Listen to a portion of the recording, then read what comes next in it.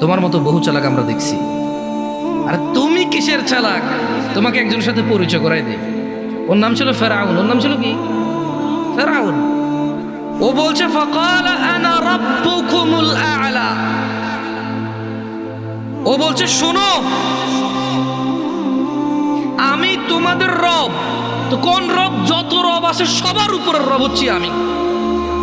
আমার চাইতে বড় উপরের রব আর তোমাদের নাই। আমি ফেরাউন হচ্ছি তোমাদের সবার সবচাইতে বড় রব, আলা, উপরের রব। তুমি তো চালাক, তুমি তিনটা প্রেম করতে পারো।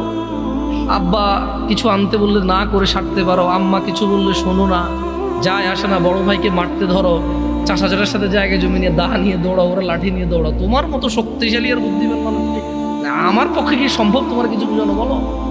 তবে তোমার আগে আমি ফেরাউনের সম্পর্কে শুনেছি, নমরুদের সম্পর্কে শুনেছি, তারাও এত চালাক ছিল বলে মনে হয় না।